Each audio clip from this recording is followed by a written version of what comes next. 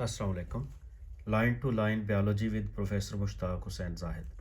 The large intestine, ये alimentary canal का last part होता है और ये स्मॉल इंटेस्टाइन से काफ़ी ज़्यादा शॉर्ट होता है, लंबाई में कम होता है।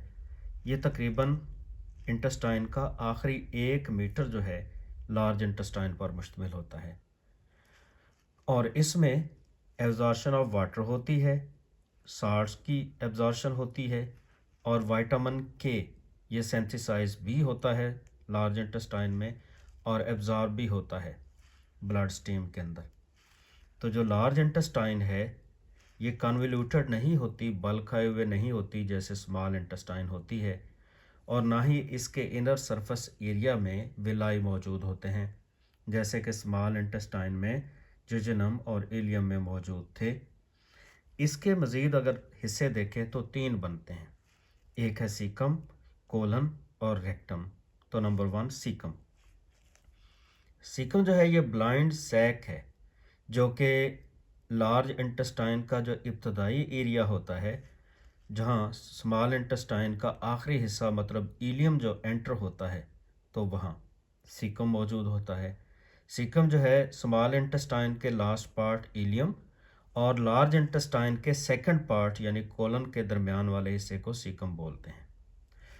और ब्लाइंड एंड जो होता है सीकम का, तो वहाँ से एक फिंगर लाइक प्रोसेस अराइज होता है, बाहर की जानब फिंगर लाइक प्रोजेक्ट आउट हुई होती है, एक बारीक सी नाली सी बनी हुई होती है, उसको कहते हैं वर्मीफॉर्म अपेंडिक्स।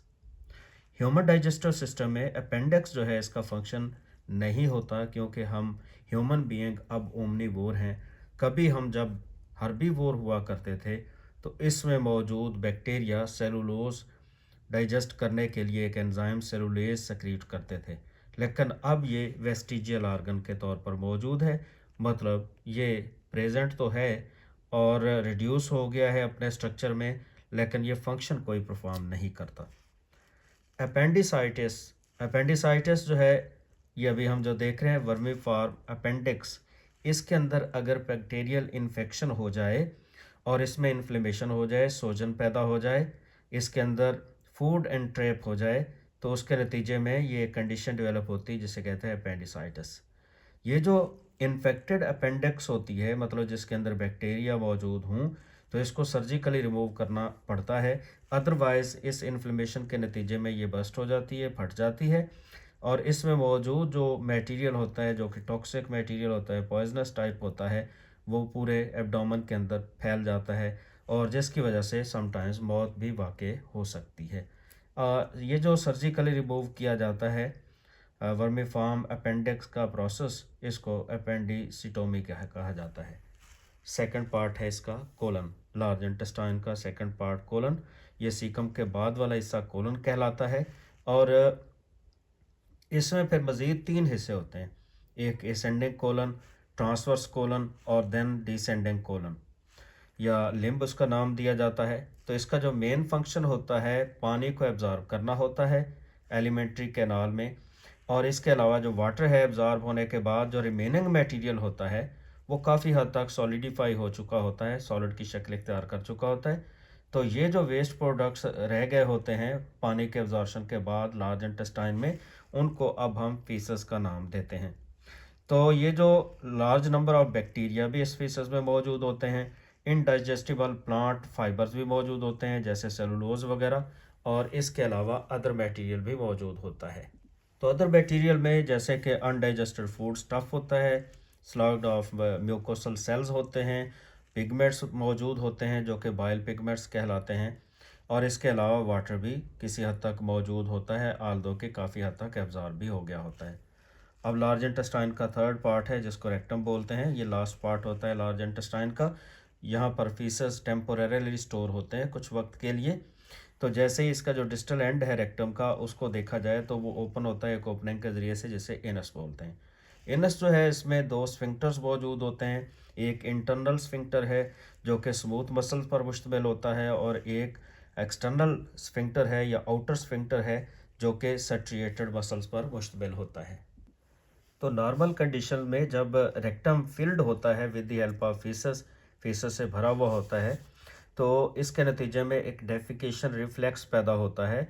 इन फीसस को डेफिकेट करने की एक हाजत पैदा होती है। ये जो डेफिकेशन रिफ्लेक्स है ये कॉन्शियसली इनहिबिटेड होता है एडल्ट्स में, जबकि इन्फेंट्स के अंदर इनवॉलेंटरली कंट्रोल्ड होता है, मतलब उनके बस में नहीं होता कि वो इसको रोक सकें, जबकि जो एडल्ट्स होते हैं उनके किसी हद तक बस में होता है कि वो इसको रोक सकें।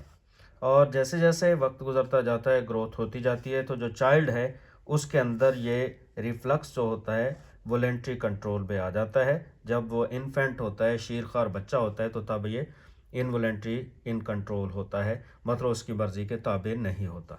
बहुत सारे जो बैक्टीरिया हैं, फॉर एग्जांपल ई कोलाई एक बैक्टीरियम का नाम है, ये एक्टिवली वहाँ पर रहता है लार्ज इंटेस्टाइन में, और कोलन के अंदर ये डिवाइड होता रहता है। और कहता है कि जो मेटाबॉलिज्म है इसके दौरान ये एक अमाइनो एसिड बनाते हैं, और इसके अलावा ये अमाइनो एसिड्स की कुछ किस्में बनाते हैं, और इसके अलावा विटामिन के बनाते हैं। विटामिन के जो होता है ये नेसेसरी होता है मैन के अंदर कोगुलेशन ऑफ ब्लड, यानी खून के मुंजमद होने के लिए, और ये लार्ज इंटेस्टाइन में पैदा होने के बाद एब्जॉर्ब हो जाता है ब्लड के अंदर। तो लास्ट पॉइंट लार्ज इंटेस्टाइन के हवाले से डिस्कस करने जा रहे हैं, वो है कंट्रोल ऑफ इजेशन, यानी फीकल मटेरियल को रिमूव आउट करना। ये इजेशन कहलाता है प्रोसेस, और इसको कंट्रोल कैसे किया जाता है। तो जो इनवॉलेंट्री रिफ्लेक्स होता है फॉर इजेशन इन्फेंट्स के अंदर, और जो वॉलेंटरली कंट्रोल्ड होता है एडल्ट्स के अंदर, इसके दो स्टेजेस होते हैं। एक न्यूरोलॉजिकल स्टेज होता है और दूसरा मस्कुलर डेवलपमेंट होती है। इन्फेंट्स के अंदर इजेशन जो है ये इनवॉलेंट्री रिफ्लेक्स है, जो कि शुरू होता है स्पाइनल कॉर्ड से, और जबकि रेक्टल डिस्टेंशन जो होती है ये इस ऑटोनोमिक या ऑटोमेटिक रिलैक्सेशन को ट्रिगर करती है, इस अमल को पैदा करते हैं। और जो रिलैक्सेशन जो इंटरनल एनल स्फिंक्टर्स की होती है, ये इसके नतीजे में वेस्ट मटेरियल को या फीकल मटेरियल को बाहर की जानब धकेलते हैं। तो इसके नतीजे में कहता है कि हायर ब्रेन सेंटर्स जो होते हैं ये रिस्पॉन्सिबल होते हैं वॉलंटरली कंट्रोल्ड के या फिर नॉट येट फुली डेवलप्ड।